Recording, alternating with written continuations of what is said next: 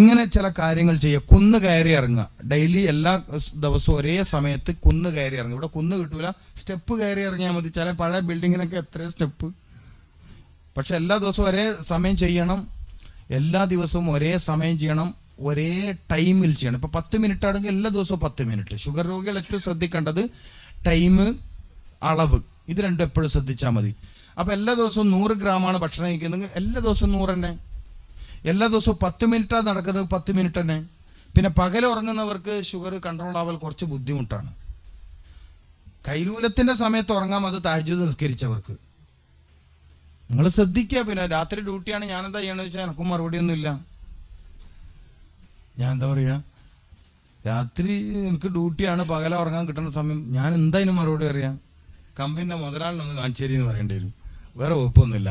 ഏതായാലും പകൽ ഉറങ്ങാൻ പറ്റുന്ന സമയം തഹജ്ജുദ് നിസ്കരിച്ചവർക്ക് കൈലൂലത്തിന്റെ സമയമാണ്. നിങ്ങൾക്ക് പറ്റുമോ എന്നുള്ളത് എനിക്കറിയില്ല. പകൽ ഉറങ്ങുന്നവർക്ക് ഈ പാങ്ക്രിയാസിന്റെ സെല്ലുകൾ കൂടുതൽ ഡെഡാവും, ഷുഗറിന്റെ സാധ്യത വർദ്ധിപ്പിക്കും. ഓക്കെ, ശ്രദ്ധിച്ചാൽ മതി. ഏതായാലും ഇത് വളരെ പ്രധാനമാണ് കേട്ടോ. ഈ റബ്ബന വലംന അൻഫുസന ഫഇല്ലം തഗ്ഫിർ ലനാ വതർഹംന, തീർച്ചയായും അതിന്റെ ഫലം നിങ്ങൾക്ക് കണ്ടെത്തിക്കാൻ പറ്റും. അതോടൊപ്പം ഞാൻ പറഞ്ഞ ഷായ് അഹ്ലറിൽ ഗ്രീൻ ടീയിൽ 1/4 ടീസ്പൂൺ കരിഞ്ജീരകത്തിന്റെ എണ്ണ ആഡ് ചെയ്ത് രാവിലെയും രാത്രിയും കഴിക്കുക. പിന്നെ ബേക്കിംഗ് ഫുഡുകൾ ഒഴിവാക്കുക, വലിയ മീൻ ഒഴിവാക്കുക, ഇങ്ങനെയുള്ള കാര്യം. കപ്പ, പിന്നെ എപ്പോഴും മാങ്ങ കഴിക്കണതൊക്കെ ഒഴിവാക്കുക. പപ്പായ നല്ലതാണ്, പഴുത്ത പേരക്ക നല്ലതാണ്. ഇങ്ങനെയൊക്കെയുള്ള ഒരു ചിട്ടയിലേക്ക് വന്നാൽ നല്ല രൂപത്തിൽ ഷുഗർ രോഗികൾക്ക് ആശ്വാസം കിട്ടും. അള്ളാഹു എളുപ്പത്തിൽ ശിഫ പ്രദാനം ചെയ്യട്ടെ. പിന്നെ ഹിജാമ ഫലപ്രദമാണെന്ന് വെച്ചാൽ തീർച്ചയായും ഫലപ്രദമാണ്. അറിയാവുന്നവർ ചെയ്താൽ തീർച്ചയായും ഫലപ്രദമാണ്. ചെയ്യുന്നവർ സുബ്ഹ് ഖളാ ആക്കാൻ പാടില്ല എന്നൊക്കെ ഷർത്തുണ്ട്. അങ്ങനെ ഒരുപാട് ചിട്ടകളൊക്കെ പാലിച്ച ഒരാൾ ചെയ്യുന്ന ഹിജാമക്ക് നല്ല ഫലമുണ്ട്. പ്രത്യേകിച്ചും ചെവിയുടെ താഴെ അഹ്ദഈൻ എന്നാണ് കിതാബുകളിൽ കാണുന്നത്. ഇത് സുന്നത്താണ്, വളരെ പ്രധാനപ്പെട്ട ഏരിയയാണ് ഈ ഭാഗം. ഇവിടെയും വലത്തെ കൈയിന്റെ ഈ ഇവിടെ എന്താ പറയുക, ചട്ടുകൊമ്പലത്തെ ഈ സാധനമില്ലേ, അതിനോട് ചേർന്ന നട്ടലിന്റെ ഭാഗത്ത് ഒരു കപ്പ്, ഇവിടെ 2 സ്ഥലത്ത് കപ്പ് വെച്ച് ഒരു 6 മാസത്തിലൊരിക്കലോ 4 മാസത്തിലൊരിക്കലോ ഹിജാമ ചെയ്യുന്നത് വലിയ ഗുണങ്ങൾ ഉണ്ടാക്കി തീർക്കും. അത്രയല്ലേ ഇപ്പം അതിനെപ്പറ്റി പറയാൻ പറ്റുള്ളൂ. പിന്നെ ഹൃദ്രോഗത്തെ എങ്ങനെ തടയാൻ പറ്റും? നല്ല ചോദ്യമാണ്, കുറേ നേരം ഉത്തരം പറയേണ്ട ചോദ്യമാണ്. ഒരുപാട് കാര്യങ്ങൾ പറയാനുണ്ട്. അതിന് പറ്റുന്ന ചില കാര്യങ്ങളൊക്കെ ഞാൻ പറഞ്ഞു. രാവിലെ എഴുന്നേൽക്കുക ഏറ്റവും ഇമ്പോർട്ടൻ്റ് ആണ്. രാവിലെ എഴുന്നേൽക്കുക എന്നുള്ളത് വളരെ പ്രധാനപ്പെട്ടതാണ്. എന്നതുപോലെ പിന്നെ എന്താണ്, ഖുർആനികമായി പറഞ്ഞാൽ അലം നശ്റഹ് സൂറത്ത് മഗ്രിബിന് ശേഷം ഓതുന്നത് ഹൃദയത്തെ ശക്തിയുള്ളതാക്കി തീർക്കും. രാവിലെ എഴുന്നേറ്റ് വീട്ടിൽ നിന്ന് ഇറങ്ങുന്നതിന് മുമ്പ് വത്തീനി വസ്സൈത്തൂൻ വതൂരി സീനീന വഹാദൽ ബലദിൽ അമീൻ എന്ന സൂറത്ത് ഒരു തവണ വീട്ടിൽ നിന്ന് പുറത്തേക്ക് ഇറങ്ങുന്നതിന് മുമ്പ്, വീട്ടിൽ നിന്ന് റൂമിൽ നിന്ന് എവിടെയാണെങ്കിലും, നിങ്ങൾ റൂമിലല്ലേ, റൂമിൽ നിന്ന് പുറത്തേക്ക് ഇറങ്ങുന്നതിന് മുമ്പ് ഒരു തവണ സൂറത്ത് തീൻ ഓതുന്നത് പിറ്റേ ദിവസം ആ നേരം വരെ ഒരു രോഗവും വരാതെ ശരീരത്തെ പ്രൊട്ടക്ട് ചെയ്യാൻ പറ്റുന്ന ഒരു സ്പിരിച്വൽ വാക്സിനേഷനാണ്. ആത്മീയമായ ഒരു തരം കുത്തിവെപ്പാണ്. ചെയ്യാൻ പറ്റുന്നവർക്ക് ചെയ്യാം, അങ്ങനെ സംരക്ഷിക്കാൻ പറ്റും. അതുപോലെ പിന്നെന്താണ്, ഞാൻ പറഞ്ഞു ഹൃദയത്തെ സംരക്ഷിക്കാൻ പറ്റുന്ന ഭക്ഷണങ്ങൾ പറഞ്ഞു. അജുവ പറഞ്ഞു, ഈത്തപ്പഴം പറഞ്ഞു, നാന്ത്രപ്പഴം പറഞ്ഞു, പാല് പറഞ്ഞു. ഇതൊക്കെ ഹൃദയത്തെ പ്രൊട്ടക്ട് ചെയ്യുന്നതാണ്. ധാന്യങ്ങൾ, ഇലക്കറികൾ, ചെറിയ മത്സ്യത്തിന്റെ മുള്ള്. സമയം കഴിഞ്ഞുകൊണ്ടാണ് ഞാൻ പിന്നെ വിശദീകരിക്കാത്തത്. പിന്നെ എപ്പോഴെങ്കിലും നമുക്ക് കാണാൻ പറ്റുമെങ്കിൽ അപ്പോൾ പറയാം. ഇങ്ങനെ കുറെ കാര്യങ്ങൾ ചെയ്താൽ തന്നെ ഹൃദയത്തെ ശക്തിപ്പെടുത്താൻ പറ്റും. ഏറ്റവും പ്രധാനം, ആരോടും വെറുപ്പില്ലാത്ത ഹൃദയം ഏറ്റവും പവർഫുൾ ഹൃദയമായിരിക്കും. ലോകത്ത് ഏറ്റവും ശക്തിയുള്ള ഹൃദയം ആരതാണെന്ന് കണ്ടെത്താൻ വേണ്ടി യൂറോപ്യന്മാർ നടത്തിയ പഠനത്തിൽ അവർ അവസാനം എഴുതി വെച്ച പേര് മുഹമ്മദുർ റസൂലുള്ളാഹി. അതിന്റെ കാരണം പറഞ്ഞത് ഫോർഗീവ് മൈൻഡ്, വിട്ടുവീഴ്ച മനസ്സ്, ആരോടും പകയില്ലാത്ത മനസ്സ്. അള്ളാഹു നമുക്കത് പ്രദാനം ചെയ്യട്ടെ. പിന്നെ സന്താന ഭാഗ്യത്തിന്റെ ഞാൻ എല്ലാം ഷോർട്ടാക്കിയിട്ടാണ് പറയുന്നത്, ഒന്നും തോന്നരുത്, സമയം ഒരുപാടായി. സന്താന സൗഭാഗ്യത്തിന് വേണ്ടിയുള്ള ചികിത്സ. അള്ളാഹു എല്ലാവർക്കും ഒരുപാട് സ്വാലിഹീങ്ങളായ മക്കളെ കൊടുക്കട്ടെ. ഒരുപാട് കാരണങ്ങൾ ഉള്ള ഒരു വിഷയം തന്നെയാണ്. ഇന്ന് വർദ്ധിച്ചു വരുന്ന ഒരു പ്രശ്നമാണ് ടൈറ്റ് പാൻറ് ഇടുക, ഇറങ്ങിയ ഷഡ്ഡി ഇടുക, എപ്പോഴും ബ്രോയിലർ ചിക്കൻ കഴിക്കുക, 7up കൊക്കക്കോള മിറണ്ട. ഇന്ത്യയിലെ ഒരു യൂണിവേഴ്സിറ്റി, പേര് ഞാൻ പറയില്ല, അതും ഒരു വേറെ വിഷയമെന്ന് വെച്ചിട്ടാണ്, എനിക്ക് പേടിച്ചിട്ടല്ല, ഒരു യൂണിവേഴ്സിറ്റി മുഖം കെടുത്തണ്ട വെച്ചിട്ടാ. അവിടെ വ്യാപകമായി പെൺകുട്ടികൾ പെപ്സിയും കൊക്കക്കോളയും കുടിക്കുന്നത് കണ്ടപ്പോൾ അതിനെപ്പറ്റി അന്വേഷണം നടത്തി. അവർ ഗർഭധാരണം തടയാൻ വേണ്ടിയിട്ട് അത് കുടിക്കുന്നതെന്ന് കണ്ടെത്തി. ഗർഭധാരണം തടയാൻ വേണ്ടിയിട്ട്, പ്രഗ്നൻസിയെ തടയും,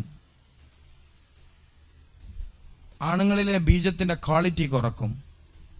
ഇവിടെ ഇപ്പം ഇന്നിപ്പോൾ ആരോ ചർച്ച ചെയ്യുമ്പോൾ നമ്മൾ നമുക്ക് തന്നെ അല്ലേ, പെപ്സിക്ക് വില കൂട്ടെന്ന് പറഞ്ഞല്ലേ, ഞാൻ ഉള്ളുകൊണ്ട് സന്തോഷിച്ചു, എന്നിട്ടെങ്കിലും ഒരാൾ കുടിക്കാണെന്ന് അത്ര ആയില്ലേ എന്നുള്ളത് മനസ്സിലായില്ലേ. പെപ്സിയൊക്കെ നിങ്ങൾ എങ്ങനെ എനിക്കറിയില്ല, ഒഴിച്ചു നോക്കി ചട്ടിയിൽ ഒഴിച്ചിട്ട് അടുപ്പത്ത് വെച്ചാൽ അതെന്താണെന്ന് മനസ്സിലാവും, അത്രേ ചെയ്യണ്ടു. കുറച്ച് അങ്ങനെ ചട്ടിയിൽ ഒഴിക്കുക, പാത്രത്തിൽ ഒഴിക്കുക, അടുപ്പത്ത് വെച്ച് ചൂടാക്കുക, എന്നിട്ട് അവസാനം കിട്ടുന്ന കണ്ടന്റ് എന്താ നോക്കുക.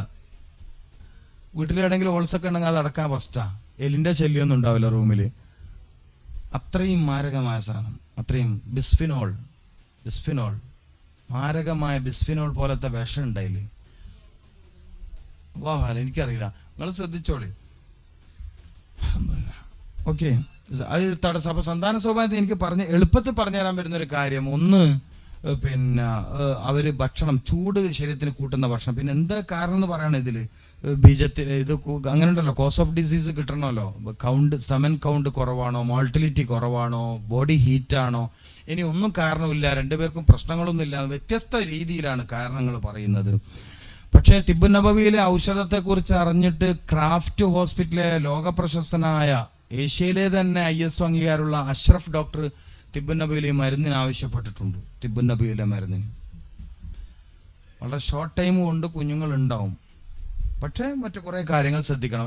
ഏതായാലും ചോദ്യകർത്താവിന് വേണ്ടി എനിക്ക് എളുപ്പത്തിൽ പറഞ്ഞുതരാൻ പറ്റുന്ന ഒരു കാര്യം, ഫാത്തിഹ വർദ്ധിപ്പിക്കുക, സ്ത്രീ ആണെങ്കിൽ സൂറത്ത് മറിയം വർദ്ധിപ്പിക്കുക, രണ്ടു കൂട്ടരും സൂറത്തുൽ അലക്ക് വർദ്ധിപ്പിക്കുക. ഇഖ്റാ ബിസ്മി റബ്ബിക്കല്ലദീ ഖലഖ് ഖലഖൽ ഇൻസാന മിൻ അലക്ക് എന്ന സൂറത്ത് കണ്ടമാനം ഓതുക, എണ്ണമൊന്നുമില്ല.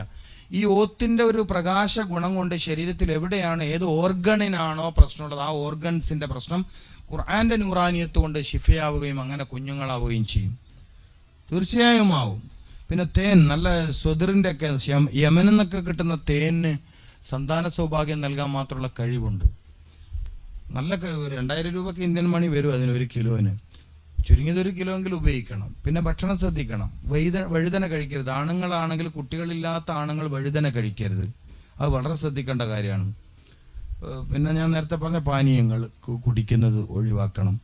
അങ്ങനെയൊക്കെ ആയാലും അൽഹംദുലില്ലാ. ഇതിന്റെ കാരണം പറയാത്തതുകൊണ്ട് എനിക്ക് കൃത്യമായിട്ട് മറുപടി പറയാൻ പറ്റില്ല. സന്താന സൗഭാഗ്യത്തിന് വേണ്ടിയുള്ള ചികിത്സ എന്ന് ചോദിച്ചാൽ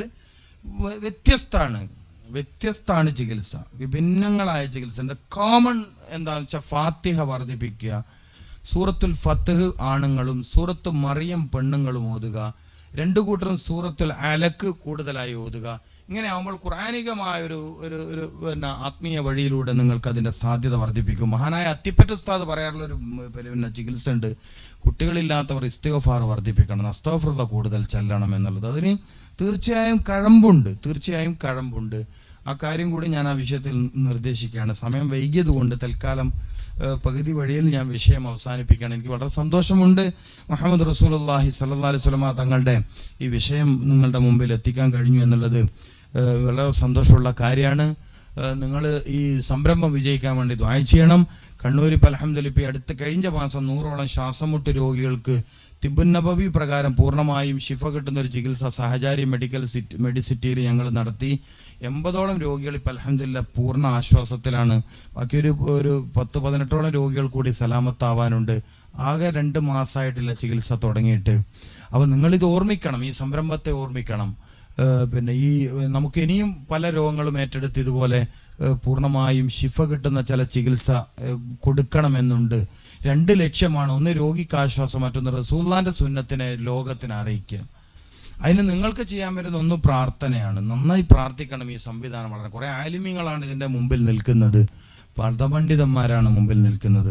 അവരൊക്കെ ഇപ്പൊ കഴിഞ്ഞ 4-5 ലക്ഷം രൂപ ചെലവ് വന്ന് അവര് സ്വന്തമായിട്ടുള്ള ശമ്പളത്തിൽ നിന്നും അവർക്കറിയുന്ന സുഹൃത്തുക്കളിൽ നിന്നും സമാഹരിച്ചിട്ടാണ് അവർ ഈ ചികിത്സ ചെയ്തിരിക്കുന്നത്. നിങ്ങൾ മനസ്സിലാക്കേണ്ട കാര്യമാണ്. അതിലൂടെയാണ് ഒരുപാട് ആളുകൾക്ക് ഇപ്പൊ ആശ്വാസം ഉണ്ടായിരിക്കുന്നത്.